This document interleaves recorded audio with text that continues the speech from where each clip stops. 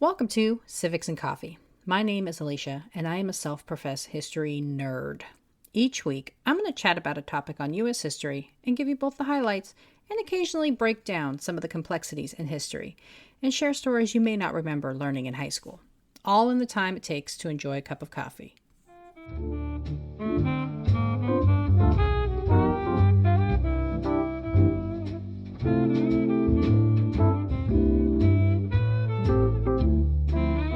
Hey everyone, welcome back. This week, I thought I would share a biography of a man I find utterly fascinating and who bucked every convention of the time. Inventor, scientist, and political activist, Benjamin Banneker. Due to a loss of many of Banneker's records in a fire after his death, much of the details of Banneker's life is lost to history. But what we do know of Banneker is quite extraordinary, including him calling out a founding father as a fraud who needed to be jailed. So, let's talk about Benjamin Banneker, shall we? Grab your cup of coffee, peeps. Let's do this. Benjamin was born on November 9th, 1731, as a free black man, something still relatively uncommon for the time. His father, Robert, was an ex-slave, and his mother, Mary, the daughter of a former indentured servant who married one of her former slaves. Raised on a 100-acre tobacco farm purchased by his parents, and to which he was part owner, Benjamin had a uniquely independent place in the world. Being part owner of his parents' tobacco farm guaranteed his ownership of the land once his father passed away, meaning Benjamin would be insulated from outside legal challenges. Born in Baltimore County, Maryland, Banneker benefited from living in the North by avoiding the humiliation of lifelong bondage. However, he was never able to fully escape the prevalent racism of the time and, much like Phyllis Wheatley, had to continuously prove his abilities because of his race. Benjamin spent his free time on his grandmother's farm, where she taught him to read. Molly, his maternal grandmother, a white woman, was impressed by Benjamin's thirst for knowledge and his ability to memorize information, and facilitated his enrollment into a local Quaker school. However, due to limited sessions offered and the necessity to help on the family farm, Benjamin was mainly self-taught. He was infinitely inquisitive, and this curiosity would feed into his studies of astronomy, irrigation, and mathematics. He constructed an irrigation system for his family farm as a youngster, and was so fascinated by a pocket watch, he took it apart to determine how it worked. Ever the inventor, Banneker built his very own replica almost entirely out of wood that proved to be accurate for decades after its construction. This creation led to a little local fame, as people were astonished that someone so young, he was only 22 at the time, had managed to replicate such a complex piece of machinery using only a small timepiece as his guide. Consequently, Banneker's neighbors would visit his home to see the clock in action and ask Benjamin for assistance in reviewing documents or calculating needs for their farms. Banneker eventually became friends with a family in town, the Ellicotts. As they were establishing their mills for flour production, they were in need of food and supplies for those working on their property. Looking for a local supplier, they met Banneker and his mother, whose homestead seemed to meet their needs. The Ellicotts would assist Banneker in furthering his studies, including lending Benjamin books on subjects such as astronomy and hiring him to help survey the newly created capital city, Washington. There is some debate as to just how much involvement Banneker had in the survey of the new city.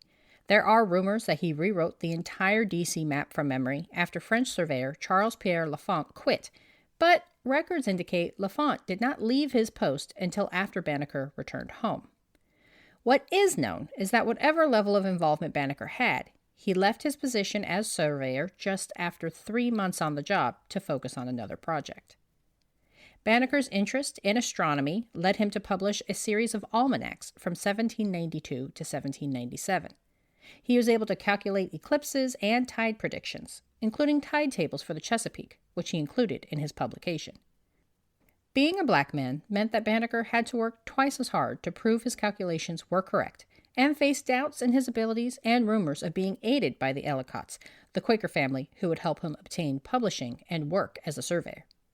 The first of Banneker's ephemeris was forwarded to James Pemberton by Andrew Ellicott in order to gain traction with publication. Pemberton was the president of the Pennsylvania Society for Promoting the Abolition of Slavery and for the Release of Free Negroes Unlawfully Held in Bondage. Geez, say that 3 times fast. As the head of the organization that was committed to seeing the freedom of black people, Pemberton wanted to use Banneker as a form of propaganda to prove African Americans were smart and therefore did not deserve to be held in bondage. Not wanting to hold up Banneker as an example without confirming the accuracy of his work, Pemberton sent copies of Benjamin's draft for review. Banneker's intelligence would be confirmed when William Waring certified its validity, writing, quote, "I have examined Benjamin Banneker's Almanac for 1792, and am of the opinion that it well deserves the acceptance and encouragement of the public," end quote. However, the paternalism wasn't far behind the praise of Banneker, with one reviewer writing the work was impressive, considering the author's color. Going further, one of the reviewers, David Rittenhouse, a well-established American astronomer, stated that Banneker's work needed to be showcased so as to be an example of black genius, since they were so rare, and this rarity of demonstrated genius is what the public used to hold people in bondage.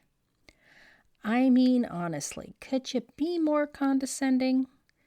Also, in this vein, those who were not demonstrated as geniuses were okay to be held in bondage? I'm confused. It just goes to show that even Quakers were imperfect in their abolitionist sentiment. Also, I have to give it to Banneker. He was quite irritated with the qualifiers being placed on the accuracy of his almanac, and upon seeing the reviews, wrote, quote, "I am annoyed to find that the subject of race is so much stressed. The work is either correct or it is not. In this case, I believe it is to be perfect," end quote. Now that's some boss status right there. Despite the somewhat snobbish praise given to Banneker, he was successfully able to publish the handbook. Working with a printer in Baltimore, William Goddard, Banneker was able to publish the almanac titled Pennsylvania, Delaware, Maryland, and Virginia Almanac and Ephemeris for the Year of Our Lord, 1792. 28 editions were printed in 7 cities over 5 states, including Baltimore, Philadelphia, Alexandria, and Trenton. And though touted as an almanac, Banneker's publication was filled with all sorts of non-scientific work, including the schedules of the Supreme Court and news stories, like a yellow fever outbreak in Philadelphia.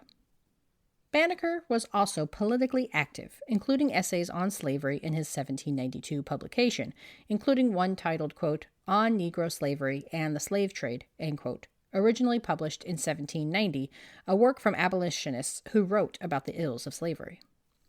One of the clearest examples of Banneker's sentiment on slavery, and by extension the racist thought of the time, was his correspondence with Thomas Jefferson.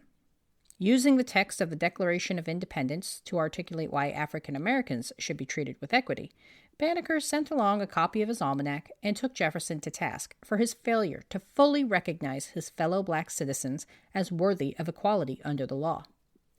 Writing to Jefferson, who was acting as Secretary of State in 1791, he wrote, quote, "You were so fully convinced of the benevolence of the Father of mankind and of his equal and impartial distribution of those rights and privileges which he had conferred upon them, that you should at the same time counteract his mercies in detaining by fraud and violence so numerous a part of my brethren under groaning captivity and cruel oppression," end quote.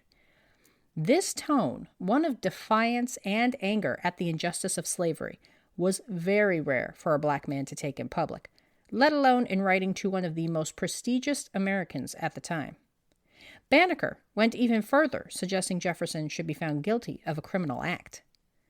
Jefferson opted not to respond to the charges laid at his feet, and, in an odd response to the charges and insults levied against him, routed Banneker's almanac to French abolitionist Marquis de Condorcet, writing, quote, "I shall be delighted to see these instances of moral eminence so multiplied as to prove that the want of talents observed in them is merely the effect of their degraded condition and not proceeding from any difference in the structure of the parts on which intellect demands," end quote. This seems like an odd argument to make. Jefferson claiming he couldn't wait for the day where more black Americans demonstrated their intelligence while also refusing to allow slaves to be educated. Counterintuitive, no? Jefferson's appeasement and celebration of Banneker's intelligence shifted quickly after Banneker passed away. In 1808, Jefferson would suggest Benjamin was aided in his developing of almanacs by the Ellicott family. And so, like the poet Phyllis Wheatley, Benjamin Banneker's life was meant to prove that blacks were worthy as human beings. Wheatley proved literary prowess. Banneker demonstrated black excellence in science. I covered Phyllis Wheatley in a previous episode.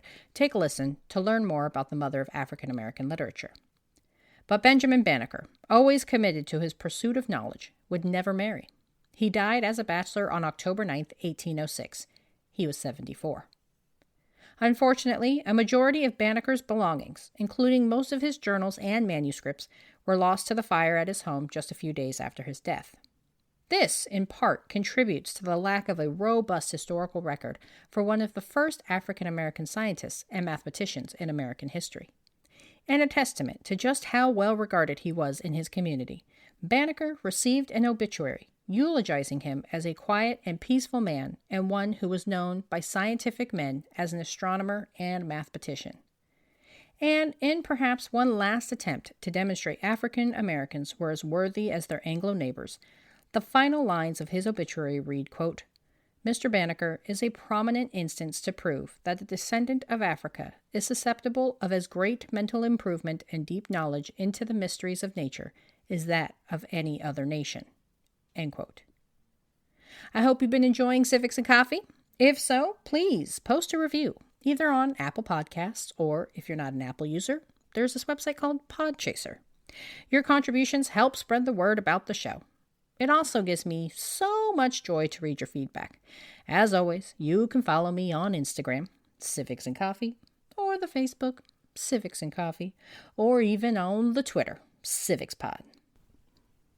Thanks for tuning in, and I hope you enjoyed this episode of Civics and Coffee. If you want to hear more small snippets from American history, be sure to subscribe wherever you get your podcasts. Thanks for joining me, and I look forward to our next cup of coffee together.